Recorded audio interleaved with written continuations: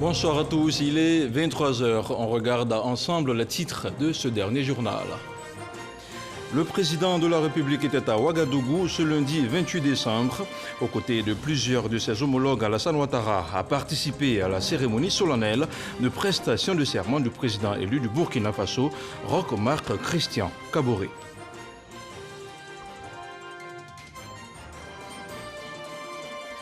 Et puisqu'on parle du Burkina Faso, le pays des hommes intègres a engagé il y a quelques années de nouvelles réformes pour moderniser son administration publique. À la base de ces réformes a succès un partenariat stratégique avec la Côte d'Ivoire.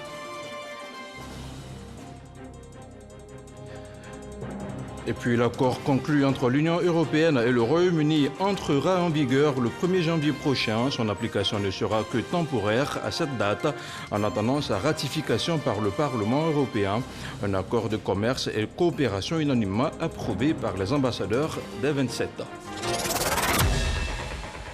Merci de suivre RTI 1. Je vous le disais il y a quelques instants, le président Alassane Ouattara a pris part ce lundi à la cérémonie d'investiture de Roch Marc Christian Kaboré, réélu président du Faso le 22 novembre dernier. Un nouveau mandat qu'il entend placer sous le signe de la réconciliation et du renforcement de la sécurité. Les temps forts de la cérémonie avec Awa Touré. Le palais des sports de Ouagadougou ce lundi 28 décembre 2020. Investiture solennelle du président du Faso, Roch Marc Christian Kaboré, en présence de plusieurs chefs d'État et de gouvernement, au rang desquels le président de la République Alassane Ouattara. Une cérémonie riche en couleurs et en émotions. Réélu avec 57,74% des voix au premier tour du double scrutin présidentiel et législatif du 22 novembre, Roch Marc Christian Kaboré, après son serment, a annoncé une large consultation dans les mois à venir afin de définir les voies d'une réconciliation véritable. Il a par ailleurs rendu hommage aux populations victimes du terrorisme ainsi qu'aux forces de défense et de sécurité pour leur détermination à préserver la paix. Ce nouveau quinquennat s'annonce avec plein de défis et d'espoir pour la construction de notre pays et la satisfaction des aspirations légitimes de notre peuple. Je tiens à rassurer que je resterai attentif aux préoccupations de l'ensemble de mes compatriotes, surtout en ce qui concerne la réconciliation nationale, la paix et la sécurité, gage de toute action de développement. J'invite les Burkinabés sans exclusive à l'ardeur au travail, à la défense de l'intérêt supérieur de notre nation, qui aujourd'hui plus que jamais a besoin de l'union sacrée de ses fils et filles pour son développement et pour tenir son rang dans le concert des nations. Le président du Faso a également décliné les grands axes de l'action qu'il compte mener durant les 5 prochaines années, notamment la sécurité, le renforcement de la démocratie, les réformes de l'administration et du service public, le développement des infrastructures. Au terme de cette cérémonie solennelle d'investiture, le chef de l'État, le président de la République Alassane Ouattara, a regagné Abidjan ce lundi 28 décembre à 15h30. Il a été accueilli par le Premier ministre Ahmed Bakayoko et des membres du gouvernement. On reste au pays des hommes intègres pour parler cette fois-ci de la réforme des administrations publiques, une condition essentielle du développement, une modernisation qui concerne tous les secteurs de la fonction publique burkinabé, un succès obtenu grâce à un partage d'expérience avec la Côte d'Ivoire, une révolution du président Roch Marc Christian Kaboré et son équipe gouvernementale. C'est un dossier signé Sidonie Davila. Norbert Yentema Wali est enseignant de lycée et collège dans le centre nord de San Matenga, au Burkina Faso. Venu à Ouagadougou, la capitale du pays, il attend patiemment d'en savoir davantage sur son reclassement auprès du ministère de la fonction publique. Je m'attendais à faire une journée et avoir toutes les informations avant de repartir en province. Mais compte tenu du fait que je n'ai pas toutes les informations, je suis resté pour avoir les tenants et les aboutissants de ce dossier avant de partir. Au petit bonheur, la chance. Wali rencontre ce jour le directeur général de la fonction publique. Ce n'était pas évident. Avec lui, une solution sera trouvée. Nous allons prendre les références, rechercher l'acte. Dès l'instant que nous résolvons le problème, nous allons l'appeler personnellement pour lui dire « Monsieur Wali, votre problème est résolu ». Et aujourd'hui, avec le système de scannage, on pourra lui envoyer donc l'acte sur son WhatsApp. Pour bien remplir les missions qui sont les siennes, la fonction publique burkinabé continue de tirer les leçons du cas Wali et bien d'autres. D'où les nombreuses réformes engagées. Les agents vont avoir des comptes électroniques dans lesquels nous allons verser tous les actes qui rentrent dans la gestion des carrières. Avec le nouveau logiciel que nous avons, qu'on appelle le SAP. Ça veut dire qu'on n'a plus besoin de l'agent, on ne va plus faire recours aux agents systématiquement pour faire le travail. Le recrutement des agents du secteur public, la gestion des actes de carrière qui comprend les volets intégration, reclassement, avancement, retraite ou sortie temporaire font partie intégrante des prérogatives du ministre de la fonction publique. Leur bonne gestion implique des outils modernes. Le ministère en fait une priorité. Les réformes au niveau des concours en ligne consistent essentiellement à la mise en place d'un certain nombre de plateformes. La plateforme d'inscription en ligne, cette plateforme d'inscription permet aux différents candidats au concours direct comme au concours professionnel de pouvoir postuler à leur concours de choix. La deuxième plateforme, c'est la plateforme de composition en ligne mise en place pour permettre aux candidats de composer en ligne. Et l'innovation majeure à ce niveau, c'est que 5 minutes après votre composition, automatiquement vous avez votre note. Et dès que les différents candidats finissent de composer, tout au plus 1 heure, on a déjà les résultats. C'est une première dans l'histoire du Burkina Faso.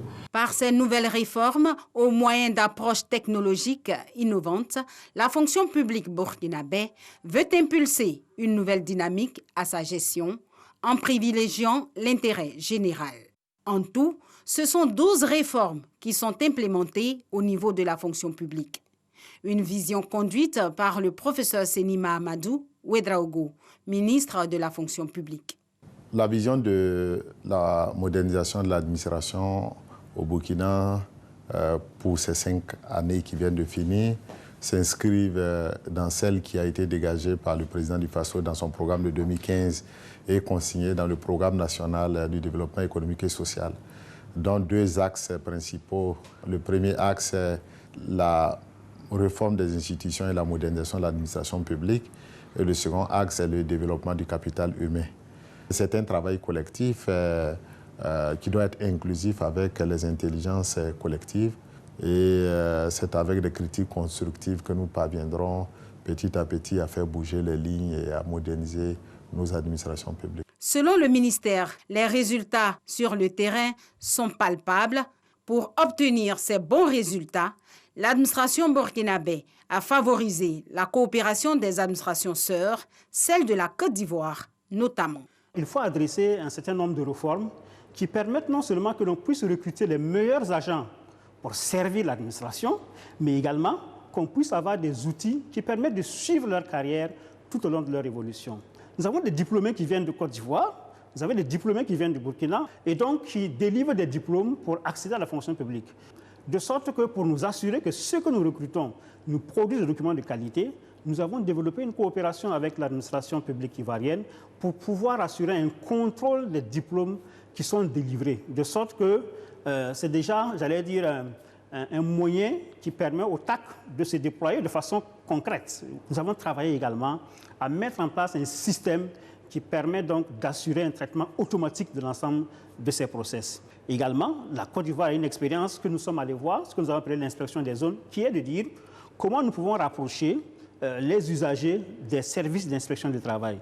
Et donc, à travers cette forme de coopération, nous avons également pu voir avec l'administration du travail en Côte d'Ivoire quels sont les éléments de partage d'expérience que l'on pouvait avoir. Un partage d'expérience Côte d'Ivoire-Burkina Faso qui paye, simplification des procédures, rapidité dans le traitement des actes de carrière, une expérience réussie. Aujourd'hui, le ministère, en plus de ses anciens locaux, a acquis de nouveaux pour plus de célérité et d'efficacité.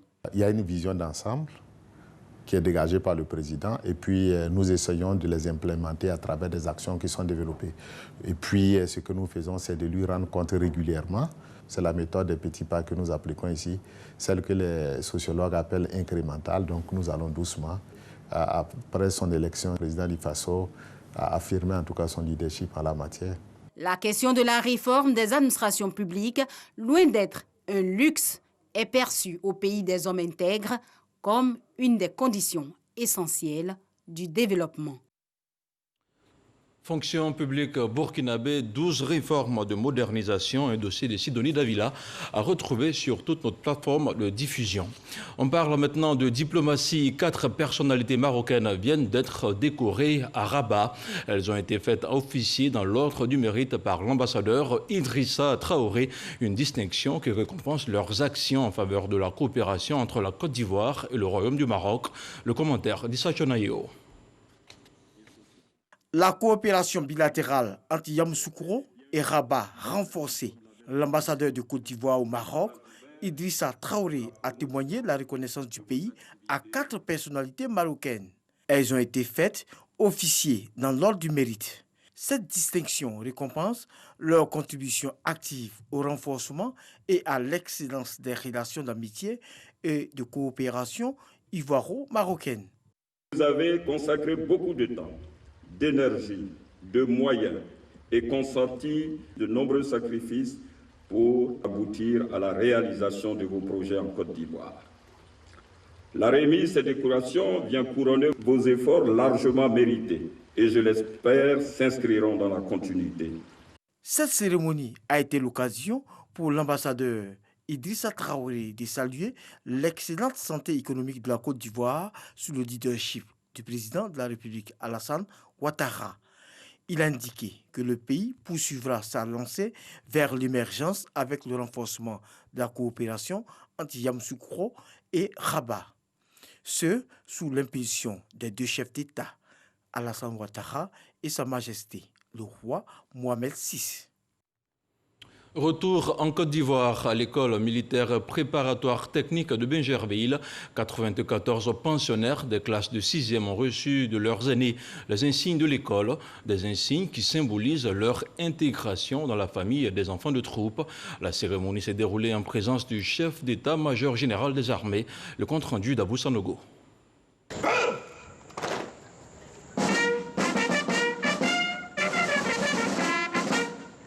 Il y a quelques mois, ils ignoraient tout de l'armée.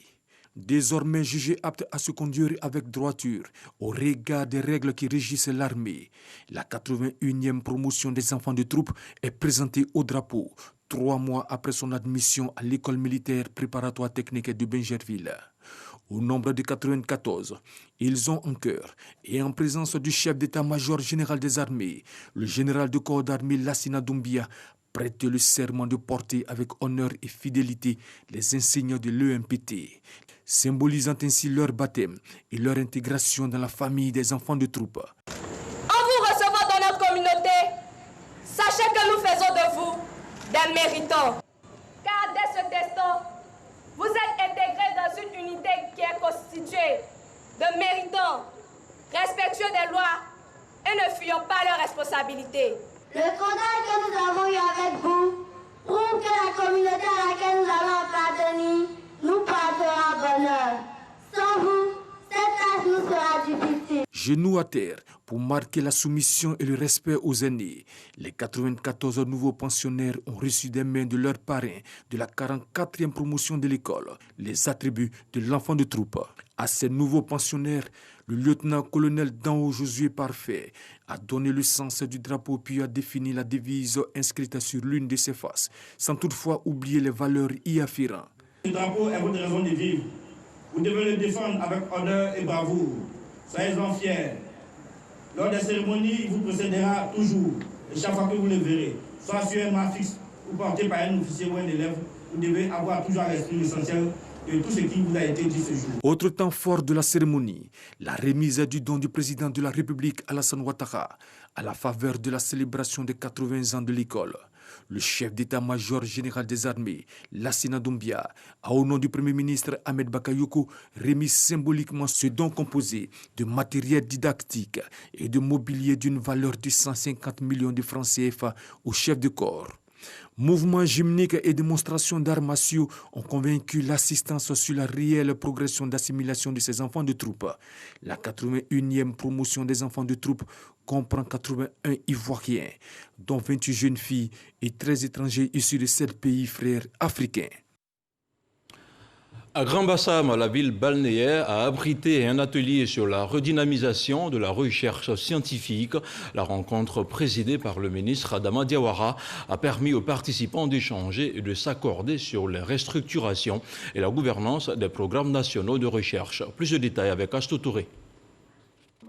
Cette rencontre vise à promouvoir les programmes nationaux de recherche auprès des partenaires techniques et financiers. Pendant 2 jours, les responsables de l'enseignement supérieur et de la recherche scientifique vont échanger pour s'accorder sur la restructuration, la gouvernance et le financement des différents programmes nationaux de recherche. La recherche scientifique a été organisée non seulement en 8 pôles de compétences, mais également en 24 programmes nationaux de recherche. Et ces programmes ont été identifiés sur la base, des priorités du développement de la Côte d'Ivoire, mais aussi sur la base un peu des priorités des chercheurs de la Côte d'Ivoire. Pour une meilleure intégration des programmes nationaux de recherche au service du développement économique et social, les participants s'engagent. C'est une très belle idée, c'est très important. Ça va nous permettre de positionner vraiment la recherche et surtout d'avoir un meilleur suivi des projets de recherche et surtout de mobiliser les fonds pour la recherche. Une activité soutenue depuis 2011 par Adama Diawara, ministre de l'Enseignement supérieur et de la Recherche scientifique. Une des exigences du président de la République de la Côte d'Ivoire est d'aller à l'émergence très bientôt. Mais pour y arriver, il faut mettre en place des programmes nationaux de recherche et lesquels programmes nationaux vont impulser la recherche pour le bénéfice de toute la population ivoirienne, non seulement, mais sous-régionale aussi et mondiale, pourquoi pas. Cette réunion de haut niveau avec les responsables de la recherche scientifique et de l'innovation, des universités et grandes écoles et autres institutions de recherche permettra d'élaborer la feuille de route 2021-2023 et la mise en œuvre des programmes nationaux de recherche. L'université Jean-Laurignon-Guédé honore ses cadres. Elle vient de célébrer la promotion de 38 enseignants au CAMES, le Conseil africain et malgache pour l'enseignement supérieur. À l'occasion, la présidente de l'université de Daloa a invité les pionniers à demeurer dans la culture de l'excellence. C'est Forazegui. 38 enseignants sortis de l'université Jean-Laurignon-Guédé de Daloa, promus au Conseil africain et malgache pour l'enseignement supérieur CAMES. Cette distinction est une fierté pour les responsables de cette université.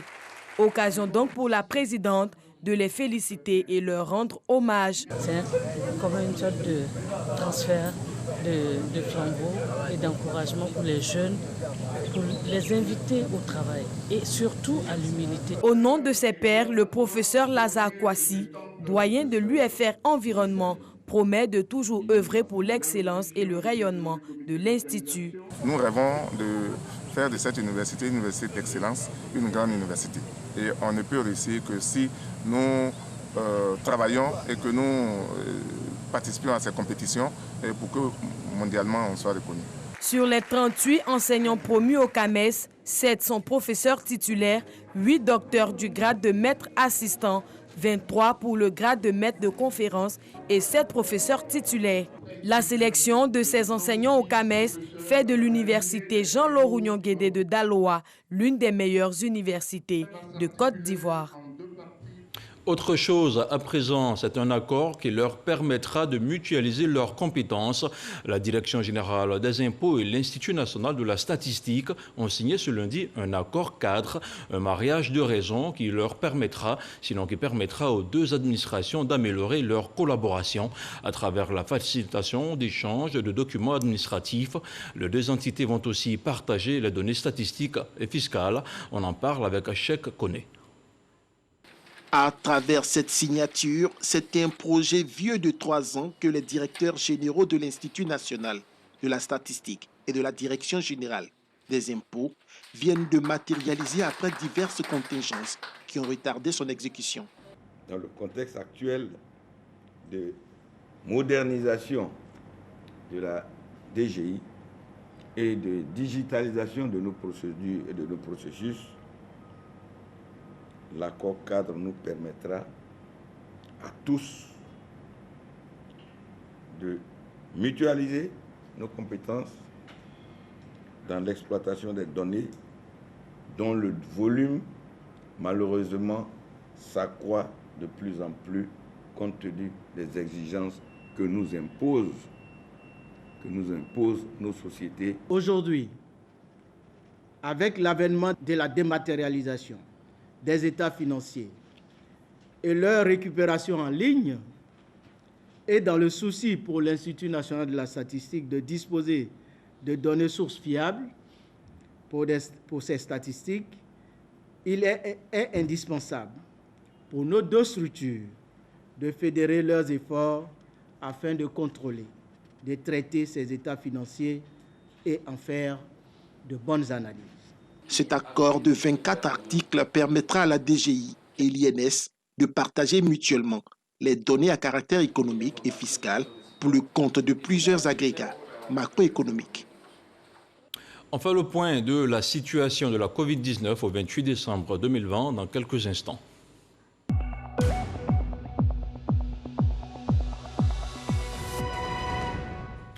Le ministère de la Santé et de l'Hygiène publique a enregistré ce jour, lundi 28 décembre 2020, 24 nouveaux cas de Covid-19 sur 879 échantillons prélevés, soit 2,7% de cas positifs, 24 guéris et 2 décès.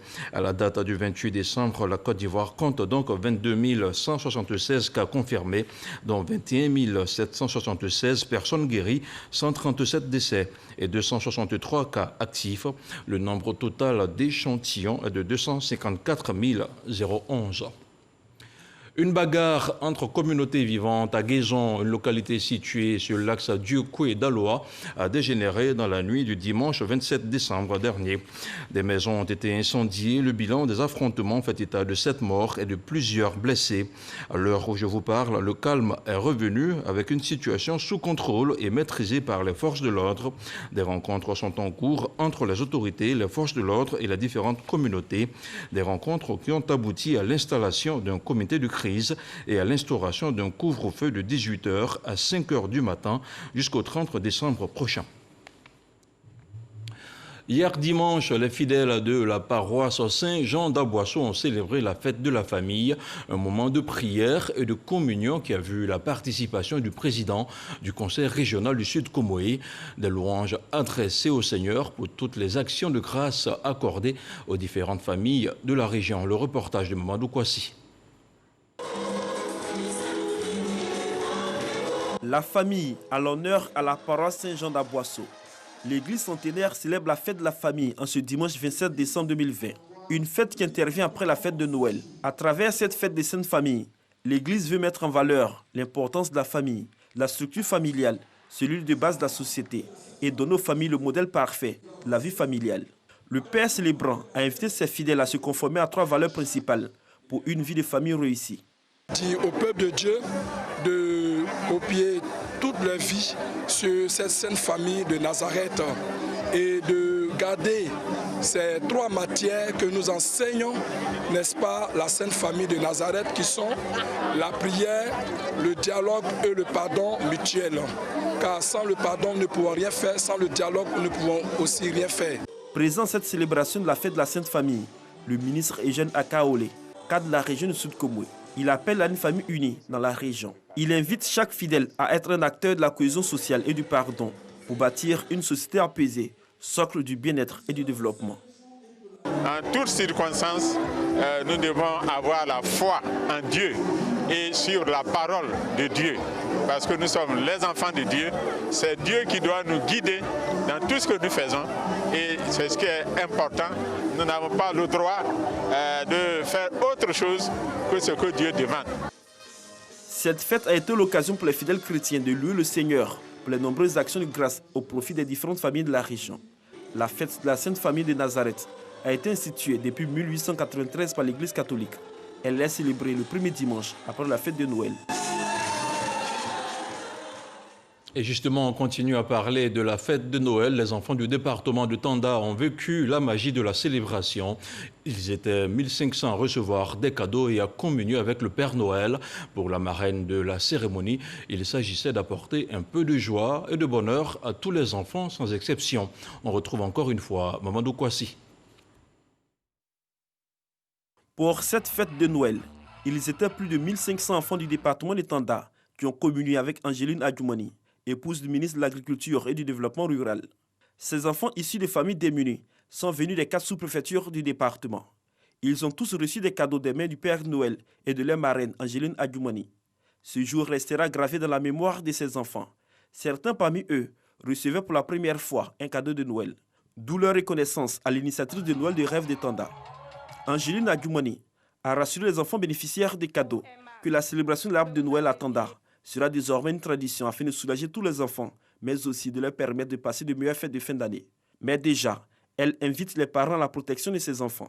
Je voudrais lancer un appel à tous les parents afin de protéger les enfants, de leur offrir un environnement meilleur pour leur épanouissement. Respectez vos parents, travaillez bien à l'école. Angéline Adjoumani a indiqué également que son époux, le ministre Kobenon Kwasi Adjoumani, reste à l'écoute des préoccupations des enfants et celles de leurs parents. Déjà, elle soutient qu'une attention particulière sera accordée aux orphelins de la région pour leur prise en charge. Célébrée tous les 8 ans, la fête de l'Ebeb s'est déroulée samedi dernier à Toupa, une localité de la commune de Dabou. Une célébration marquée par l'intronisation et l'investiture des nouveaux patriarches qui consacrent le renouvellement des instances dirigeantes du village. Grâce Kando. C'est dans la pure tradition à Djoukro que la fête de l'Ebeb du village de Toupa, dans le département de Dabou, a été célébrée. L'Ebeb, fête de la prise du pouvoir illustrée ici par la passation de pouvoir entre la génération sortante Mboma et leur successeur, les Nigbessi. Le rituel de l'Ebeb est une institution ancestrale qui définit le mode de gouvernance traditionnel régi par une chaîne de commandement. Et cette chaîne de commandement est tenue par 7 classes d'âge qui constituent le maillon et dont le chef est appelé Ebebou. Ebeb nous commande de taire nos querelles intestines malgré nos divergences de point de vue et nos sensibilités. Ces nouveaux Ebebou, dont l'âge varie entre 64 et 75 ans, ont pour mission de gérer le patrimoine du village, assurer la cohésion et promouvoir la justice collective. Le chef de cette génération a été intronisé. Il faut que tout habitant de Toupa soit content, qu'il n'y ait pas de division. Nous sommes des frères. Il faut que nous nous mettions ensemble pour bâtir et Toupa et notre pays. Je suis obligé de prôner la paix. La fête de l'Ebeb à Toupa a aussi mobilisé l'attention de plusieurs sensibilités culturelles.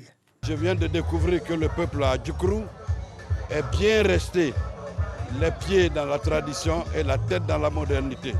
Le parrain de la célébration de l'Ebeb édition 2020 à Toupa est le ministre chargé des Affaires présidentielles, Téné Birahima Ouattara, représenté par son directeur de cabinet. Mon peuple périt, faute de connaissance, disent les Saintes Écritures. À tous ceux qui hésiteraient encore à s'approprier Ebeb, au motif que c'est une institution du passé, sans intérêt pour le présent et l'avenir, je tiens à dire que c'est une erreur.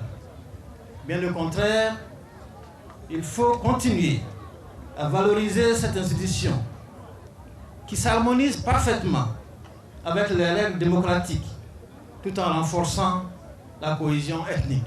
La fête de l'Ebeb est la plus grande fête du peuple à Djoukro. Elle marque le renouvellement des fonctions de toutes les classes d'âge du village. Un tour sur le vieux continent avant de refermer ce journal. L'accord provisoire post-Brexit conclu entre Bruxelles et Londres va être appliqué à partir du 1er janvier. Dans l'attente de l'approbation des eurodéputés début 2021, les ambassadeurs des 27 ont unanimement approuvé l'application provisionnelle au 1er janvier 2021 de l'accord de commerce et de coopération entre l'UE et le Royaume-Uni, a tweeté un porte-parole de la présidence allemande de l'UE. Après approbation formelle des 27, le texte sera publié au journal officiel de l'Union européenne d'ici jeudi afin de permettre son entrée en vigueur le 1er janvier 2021.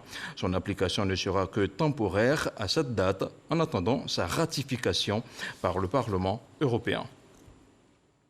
Merci de nous faire chaque soir une chaleureuse place dans votre salon ou encore dans vos bureaux pour ceux qui sont encore au travail. Ce journal est terminé. On se retrouve mardi soir, si Dieu le veut, pour d'autres nouvelles d'ici et d'ailleurs. Bonsoir.